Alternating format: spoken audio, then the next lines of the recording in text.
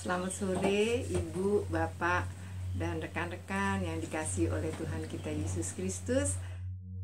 Pada hari ini saya mendapat tugas untuk mengisi acara biola. Shalom saudara-saudara. Perkenalkan dulu, saya Penetua Marlen. Saat ini akan mengisi acara program Bina Iman ini pada episode keempat ya, keempat. Dan topik yang saya pilih adalah labeling dalam perspektif Kristiani.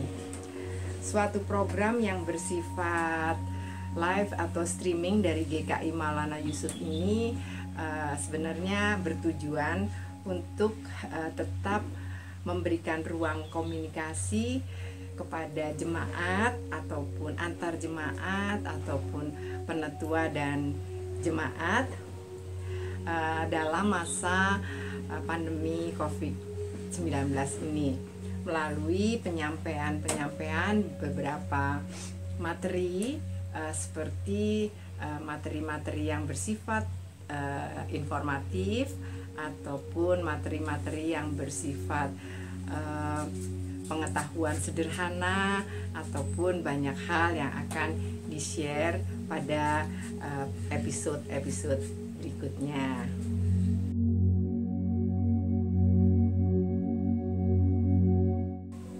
Cerita tentang labeling atau label itu merupakan satu keterangan atau informasi yang diberikan atau diletakkan pada kemasan satu produk ya, satu produk. Nah, di sini saya akan lebih spesifik untuk labeling bahan pangan ya atau makanan dan minuman, karena itu saya cocokkan ya, saya sesuaikan dengan bidang kajian ilmu yang saya dalami sejak saya mahasiswa sampai pada hari ini ya. Dari cerita label itu kita akan banyak sekali informasi atau cerita yang akan kita dapatkan, bahkan kita bisa sharekan kepada banyak orang dan pastinya itu sangat bermanfaat. Nah, seperti yang teman-teman semua lihat, saya di sini membawa atau menunjukkan beberapa kemasan dengan labelnya. Jadi sebelum saya cerita tentang label, saya akan mengawalinya dengan cerita tentang kemasan itu sendiri. Nah, kemasan itu dalam ilmu pangan merupakan satu proses akhir ya, sebelum produknya dipasarkan atau komersialisasikan. Nah, kemasan itu bisa macam-macam bentuknya. Seperti ini ya, ini kaleng ya, kaleng yang mudah dibuka dan di dalamnya isinya produk. Kemudian kemas yang lebih sederhana ini ya, mungkin banyak ya nanti bisa dilihat di supermarket atau mungkin di dapur lemari makanan Bapak Ibu semua. Ada juga yang seperti ini ya, ini sangat berbeda. Nah, seperti ini ya. Nah, sebelum mereka jadi seperti ini, itu bisa kita lihat dari kemasan aslinya. Nah, bentuk kemasan aslinya dan jenisnya adalah, contohnya saya pakai adalah kemasan composite. Kemasan composite yang berbentuk silinder ini semula hanya terdiri dari kardus dan tutupnya itu adalah plastik, kemudian diisi di dalamnya. Nah, ini adalah proses pengemasan. Nah, tujuannya apa kita melakukan pengemasan ini? Yang pertama adalah untuk melindungi produk yang ada di dalamnya dari kerusakan-kerusakan yang bisa diakibatkan oleh impact antar produk itu sendiri atau yang datangnya dari luar, sehingga produk yang diproduksi itu sampai ke tangan konsumen itu masih sama ya kualitasnya. Nah, selain melindungi dari pengaruh fisik, juga melindungi dari hilangnya atau berkurangnya nutrisi yang ada di dalamnya. Nah, selain itu pengemasan itu juga mempunyai fungsi lain dan yang cukup menarik, yaitu bahwa pengemasan itu memberikan attractiveness ya, bersifat attractiveness, itu memberikan rangsangan untuk pembeli, untuk konsumen untuk membeli produk yang diinginkannya. Karena itulah dari bentuk atau jenis kemasan yang tadi saya buat, jadilah bentuk-bentuk kemasan seperti ini ya. Inilah yang dikatakan sudah masuk ke dalam program, sudah masuk ke dalam istilah labeling. Jadi kombinasi antara kemasan, jenis bentuk kemasan dengan label yang berisi informasi itu melekat erat. Jadi melekat erat untuk memberikan informasi yang baik dan jujur ya kepada konsumen yang akan membelinya. Nah, seperti ini. Kalau kemasannya seperti ini dengan label yang seperti ini, biasanya ini yang ditonjolkan adalah attractiveness-nya. Jadi dia atraktif sekali karena ini dia sedikit mengabaikan persyaratan utama, yaitu informasi gizi dan sebagainya, karena ini digunakan untuk gift ya, untuk hadiah. Tetapi di dalamnya masih ada kemasan lain. Kemasan lainnya adalah seperti ini. Nah, ini adalah jam ya, atau selai yang dimasukkan di dalam kemasan ini dan disertai dengan biskuitnya. Nah, inilah sesuatu yang menarik yang memberikan nilai jual bagi produk itu meningkat. Jadi mesti diingat bahwa dengan adanya labeling dan kemasan yang didesain baik, itu akan memberikan nilai jual yang lebih tinggi terhadap produknya. Jadi kemasan itu atau labeling itu bisa berupa kata-kata, bisa berupa animasi, bentuk-bentuk ya, atau gambar-gambar, atau bahkan kombinasi lainnya. Dan informasi yang penting itu tidak hanya informasi untuk konsumen saja, tetapi juga informasi bagi keuntungan produsennya, karena di situ produsen akan mencantumkan informasi gizi, kemudian kapan dia diproduksi, meletakkan barcode-nya, memberikan kepercayaan kepada konsumen bahwa produknya ini layak dikonsumsi, yaitu dengan lolos BPOM atau ada PIRT, atau juga memberikan informasi yang lain ya, sehingga konsumen yang akan membeli itu merasa aman dan nyaman. Karena itu kombinasi antara produk yang diisi ya, kontennya, kemudian bentuk dan jenis kemasannya, plus yang terakhir labelingnya, itu harus menjadi satu kesatuan yang benar-benar mewakili produk yang ada di dalamnya, sehingga memberikan nilai jualnya yang lebih dan konsumen itu bisa aman dan merasa aman dan nyaman. Saya ulang lagi, merasa aman dan nyaman di dalam membelinya, mengonsumsinya. Di dalam pengemasan atau labeling ini banyak sekali karakter-karakter yang harus ditampilkan ya. Contohnya misalnya jenis kemasan yang ditujukan untuk menjaga kesehatan ya, maka ada karakter tertentu, itu bisa berupa gambar ataupun warna yang menjelaskan, ditambah lagi tulisan yang menjelaskan bahwa benar konsumen itu membeli produk ini adalah untuk kesehatan atau meningkatkan daya tahan tubuhnya, atau juga untuk spesial permintaan, misalnya ada makanan yang untuk diet atau diet ya, itu biasanya mempunyai label yang lebih spesifik lagi, misalnya tanpa gula, tanpa preservatif, tanpa lemak ya, lemak zero, seperti itu ya, sering dikatakan seperti itu. Itu harus dimunculkan, karakter ini dimunculkan dalam bentuk kata-kata atau apapun juga, sehingga konsumen itu merasa oh saya membeli produk yang tepat dan saya bisa mau membeli lebih mahal sedikit karena kemasannya menarik, sehingga kalau saya bawa itu prestise sekali bagi si pembelinya.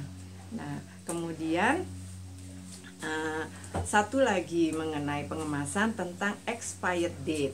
Untuk kajian ilmu pangan itu mutlak harus, dan itu dikaji, diteliti dulu oleh laboratorium uji untuk menentukan expired date.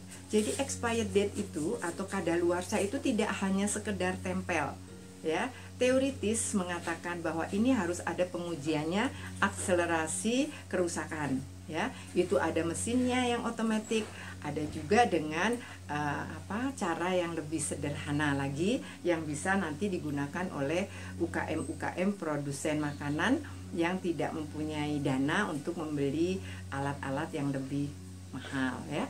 Nah, seperti itu. Jadi expired date itu saya ulangi, tidak sekedar ditempel, tapi itu dengan perhitungan, ya, perhitungan waktu produksi sampai waktu dibeli konsumen, sampai diperhitungkan lagi waktu konsumen membukanya, dan cara-cara bagaimana kira-kira konsumen itu akan menyimpannya, apakah langsung habis atau akan disimpan kembali. Nah, itulah nanti dihitung, akhirnya keluarlah tanggal, bulan, dan tahun, ya. Tapi kita harus tahu dulu kapan produksinya. Nah, itu berdasarkan penelitian yang cukup panjang. Sehingga kalau tanpa expired date itu produsen tidak bertanggung jawab terhadap kualitas dan masa simpan atau shelf life dari produknya. Saya rasa itu materi yang berkaitan dengan bidang ilmu saya.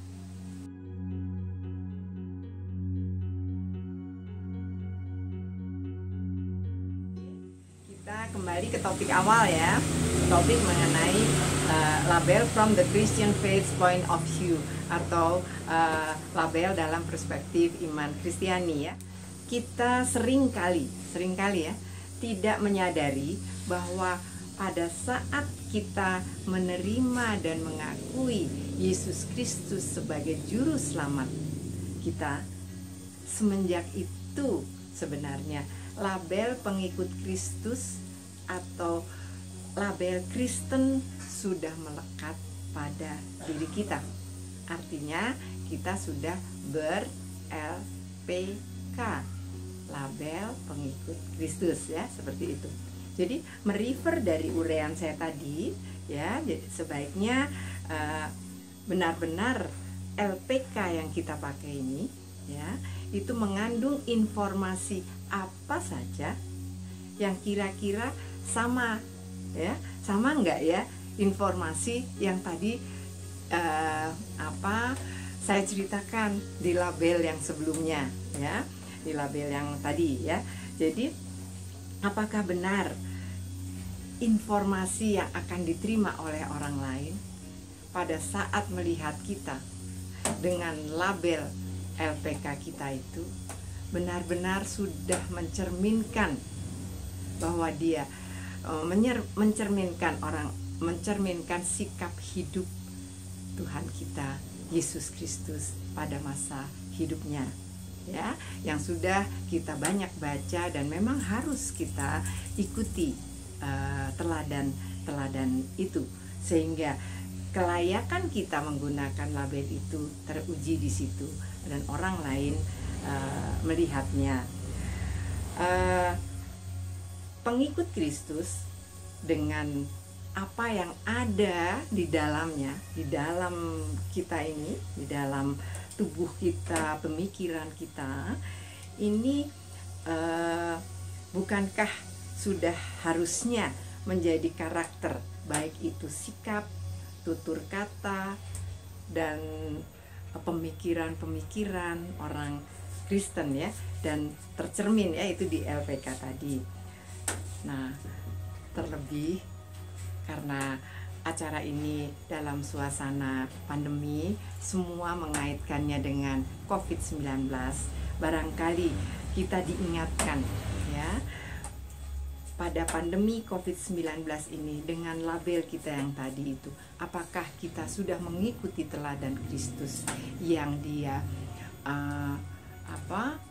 selalu menaruh empati, ya, peduli, ya, kepada orang lain, bahkan kepada musuhnya itu sendiri, atau bukan sahabatnya, bukan teman-temannya, ya. Apakah kepedulian itu sudah kita implementasikan seperti yang diteladankan oleh Yesus? Apalagi pada saat-saat pandemi seperti ini, saatnya kita menguji diri kita, tiap-tiap kita.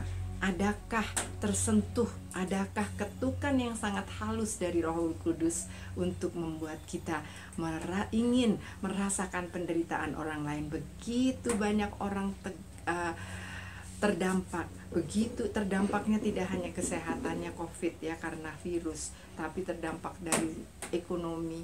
Dia menjadi miskin, dia menjadi lebih tidak punya, dia menjadi lebih menderita. Sudahkah kita melihat itu?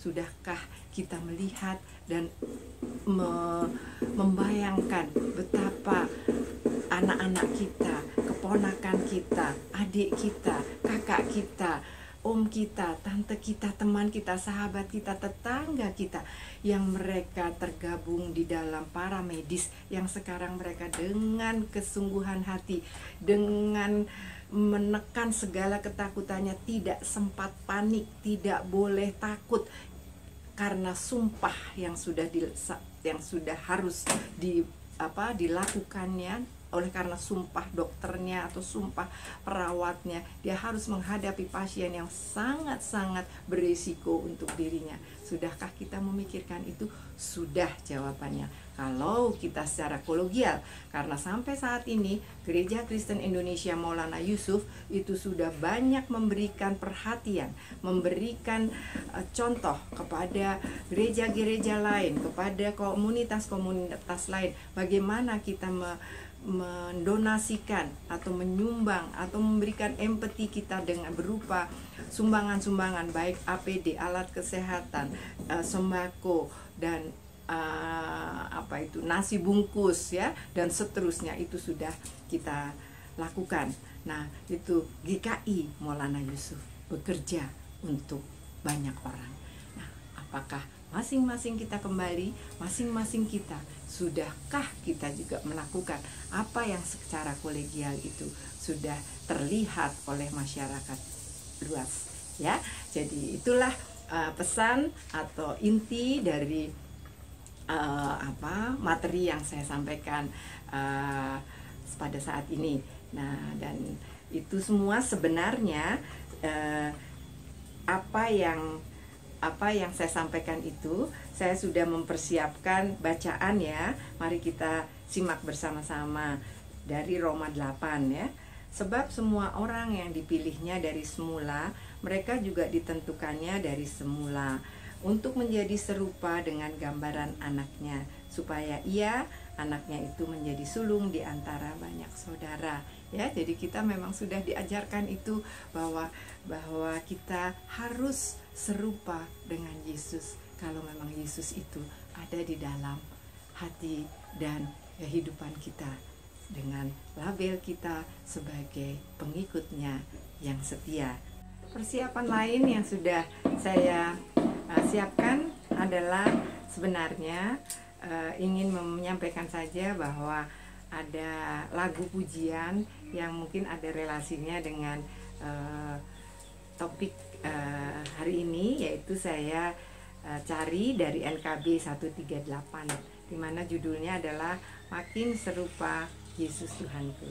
Silahkan kalau ada yang ingin menyanyikan, tapi nanti, ya, nyanyi masing-masing seusai acara ini. Nah, sebagai penutup, jangan sampai kita salah nih.